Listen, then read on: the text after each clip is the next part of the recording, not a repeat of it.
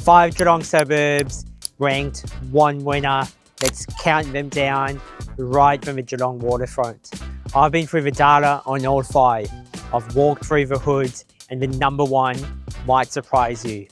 5 suburbs, real local intel, backed by data and research, starting at number 5 and working our way up to the best value play I've found in Geelong right now. Let's go Geelong Cats. Before we get into the countdown, I want to give you one paragraph on why Geelong, because this isn't a suburb story, it's a city story, and if you don't understand the city, you will not understand why these suburbs are worth your attention. Geelong has 19.6 regional economy. That's not millions, that's billions. Over 280,000 people. We've got healthcare, education, logistics, manufacturing. It's not a Melbourne satellite. It runs independently, and between the Geelong City deal, the Barron Heads Road upgrade and the rail improvements, infrastructure investment is coming in from multiple directions at once. Population forecasts 441 by 2046. That's 160 more people. Let's face it, housing supply does not scale as fast as that. The 5 suburbs of a countdown are sitting right inside of that demand corridor, established housing, owner-occupied communities, and in some cases, a tightest supply of data that I've seen in many regional markets this year. So let's count them down. Number 5, standing in the heart of Grovedale. And I want to be clear, just because it's number 5 doesn't mean it's a bad suburb. It just means 4 others are better in different ways. Grovedale has one of the strongest 10-year growth records on this list, nearly 99% over a decade. Family suburb took us 8 k's from Geelong CBD, and it sits roughly at a median price of 730k. What is really catching my attention here is one simple story: the supply being so tight of 0.15% home listed, 0.5 months of inventory. This is showing a tightly held owner-occupier base, with owners dominating in full force at 74% versus renters. And the consistency from the demand of families, Deakin University and the Surf Coast. But more importantly, the drastic sharper reduction of how fast properties are selling. I want to compare it back from Jan of 25, we're sitting at about 75 days on market. Now fast forward a year on, average days are 21 days on market. Properties here are held for nearly 11 years on average.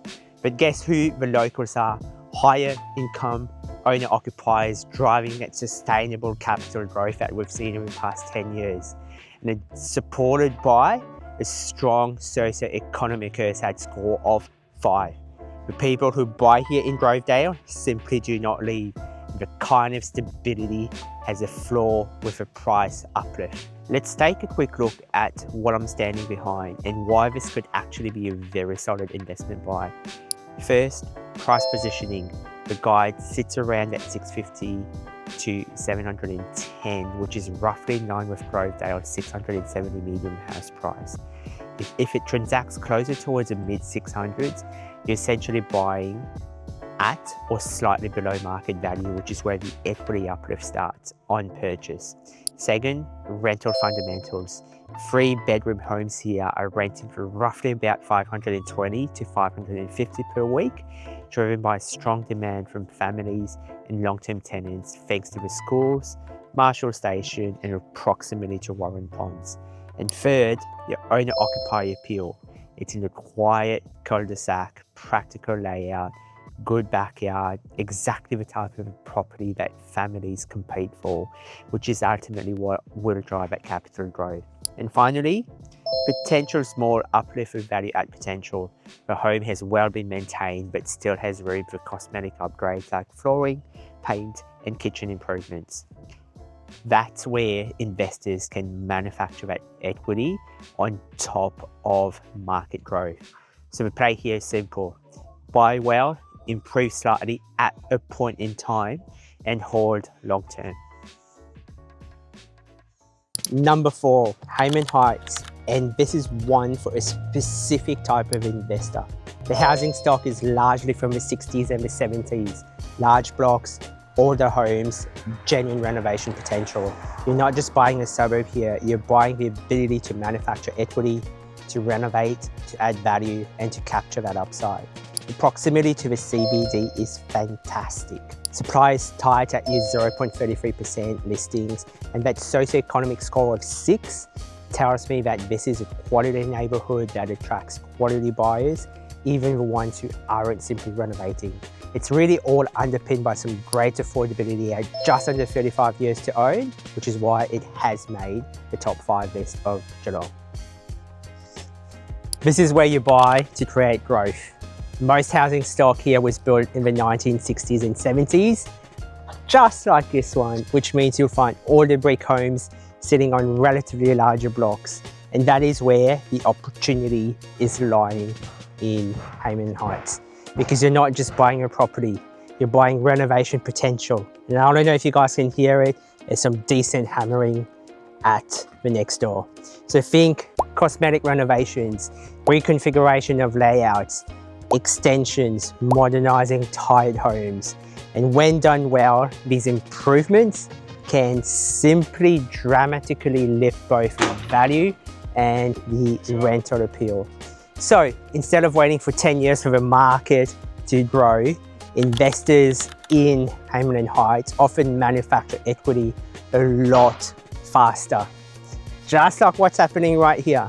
Old cabinetry is coming out for new modern cabinetry, and that's another reason why investors like this suburb and its location. So the strategy here is simple. You're buying an older home, you're renovating smart, you're capturing the upside, and Herne Heights isn't about buying perfection, it is simply about buying potential to then value adding.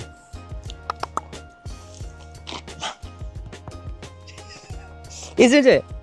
Isn't it? Are we going to add value here? Yeah? Are we going to add some value in here? Yes, we are. Now, here's the thing I want you to hold in your head as we get into the top 3. The question isn't just which suburb has the best numbers. The question is which suburb matches your strategy. Are you a buy and hold investor who wants scarcity and passive growth over time? Or are you that active investor who wants to create equity through renovation at a much faster pace? Or are you looking for a blue chip premium lifestyle asset? Because the answer changes every single thing to where you hunt your next property. The top 3 suburbs are very different suburbs, and each one of them is right for a different investor. I'll give you a clear profile at the end, but hold tight here as we hop into the car and go into the next suburbs.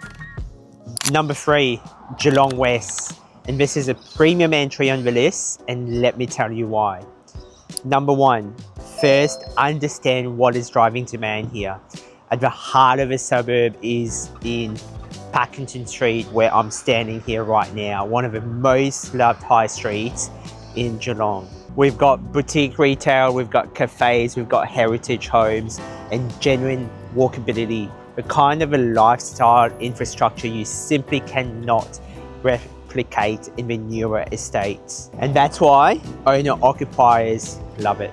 Your supply is deliberately low at 0.25% listings, and that's about 7 to 9 listings, 0.88 months of inventory, and virtually enough building approvals that I can count on one hand. You cannot build a new Packington Street. The 3-year capital growth number looks at a soft minus 30%, but I want you to look at the 10-year rolling average growth at 54%.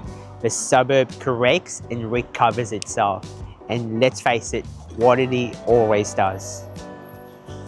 So if you're investing here, the strategy isn't buy cheap and flip.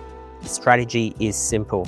You buy a quality property, you hold long term, you go enjoy a coffee down Packington Street, you let scarcity and lifestyle demand drive growth.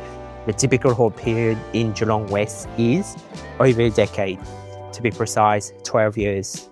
This tells you something quite important. Owners here do not trade properties frequently. Approximately 12 years plus, they hold them because they understand the long-term value. So what are we looking out for when we're buying in Geelong West? Investors should really prioritise the character homes, Edwardian Californian bungalow, because this is where the owner-occupied demand is. Walking distance to Packington Street is always on the list. Low traffic residential streets, but also properties with renovation upside or properties that have gone through that cosmetic upgrade. Because simply when you combine character homes, walkability, scarcity, you're buying something that future buyers will continue to compete for, and the affordability supports that in Geelong West. So the real play here, to wrap it up, is simple. Buy quality, buy close to lifestyle, long-term hold, because suburbs like this do not grow because of speculation. They grow because people genuinely want to be neighbours with Packington Street. Number 2, and this is the one I almost had at number 1. Herne, 106% growth over the 10 years. Let that sink in. That is the highest long run number on this entire list, and nobody's talking about it. 0% building approvals, 0. There is no new stock coming into this market. Your vacancy rate sits at 0.95%, fully tenanted, no supply pipeline, and 10 years of compounding growth that most investors completely overlook. This is the hidden gem on this list, and the only reason it's number 2 and not number 1 is because of what Belmont brings to the table. And before I tell you what that is, this is genuinely the hardest call in this entire countdown. Herne and Belmont are very close.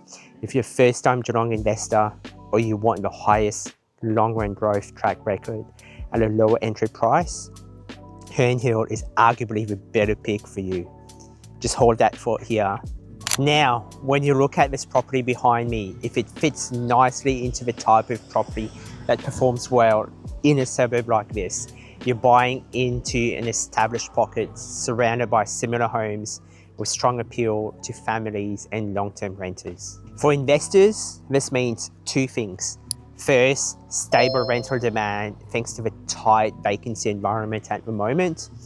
Second, you're buying into a suburb that has already demonstrated a decade of strong compounding growth. The strategy here is simple. This is particularly attractive for first-time Geelong investors. Why? Because compared to suburbs like Geelong West, the entry prices are slightly lower, but the long-term growth record is actually stronger.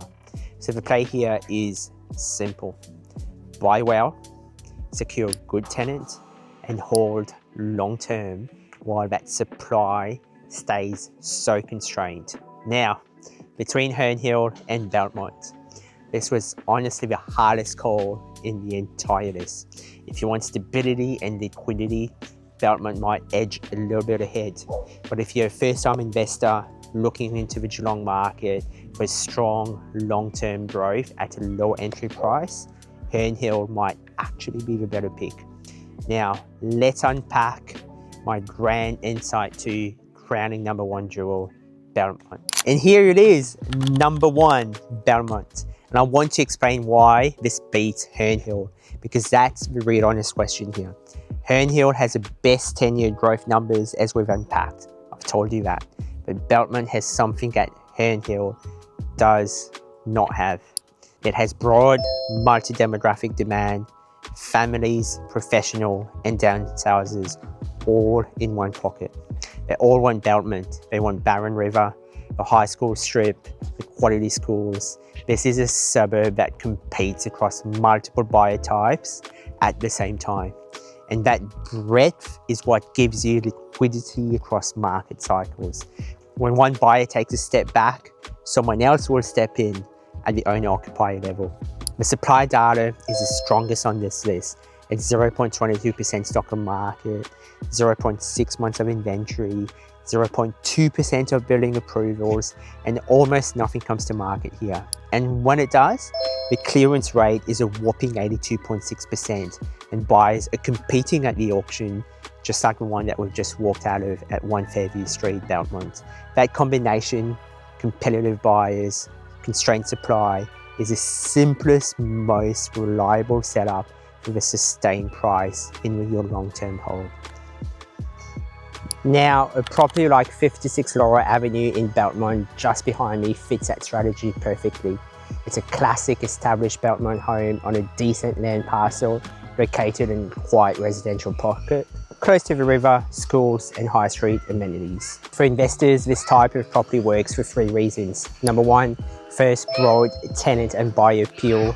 Families like the backyard and the space, but also professionals obviously like the proximity to the CBD, while downsizers like the established neighbourhood of what it has to offer. That wide appeal helps protect both rental demand and resale value. Second, the land value and its scarcity.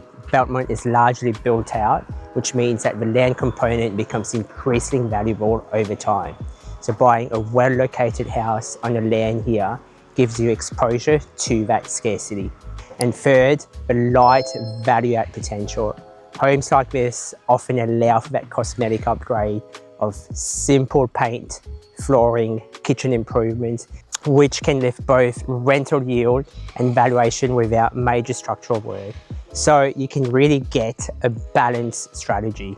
It has that really strong owner-occupier demand, limited supply, the renovation upside, long-term hold potential, and that's really the story of what Belmont has to offer and the capital growth story. Look, let's face it, it's not the flashiest suburb on this list. It doesn't have Packington appeal street, and it doesn't have the biggest headline growth number. But what it has is something more important: balance. And in property investing, balance is what really holds up over that 10-year hold period. Right, 5 suburbs and your winner is Belmont. But before I leave you, let me give you the honest guide to which suburb actually suits your situation. Number 1, Belmont. Belmont is that steady, reliable performer in Geelong. This is where conservative buy and hold investors tend to land into. You've got strong local amenities, proximity to the CBD, and really broad buyer appeal. We're talking families, professionals, even SMSF investors who want something stable that holds value across cycles. Think of Belmont like the blue chip ETF of Geelong suburbs. Not that flashiest, but consistently liquid and dependable. Number 2, Herne Hill. If Belmont is stability, Herne Hill is the entry point with upside. This suburb attracts first-time Geelong investors and budget-conscious buyers who want that exposure to the market without stretching too far. Historically, areas like this tend to deliver that strong long-run compounding because they start from a lower base from benefit of the same regional drivers.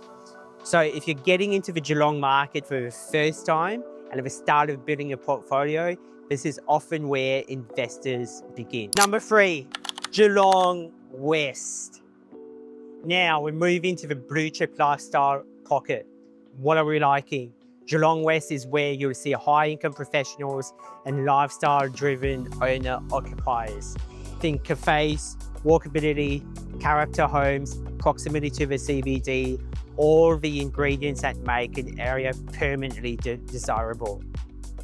Investors buying here are usually long-term portfolio builders who are comfortable paying a premium for quality and permanence.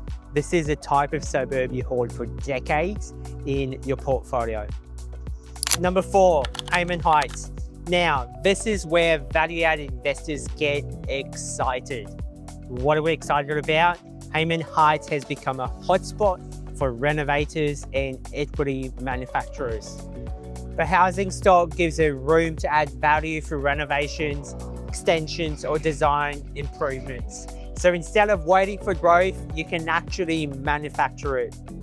For investors who like being hands-on with projects, Herne Heights offers some really interesting opportunities. Number 5, Grovedale. Grovedale is a suburb that attracts investors looking for reliable rental demand. It's popular with families, largely because of schools, space, and more suburban lifestyle. Now, supply is a little broader compared to the tighter inner pockets. On the flip side, is you get consistent tenant demand and solid affordability. So it works really well for investors focused on steady rental performance.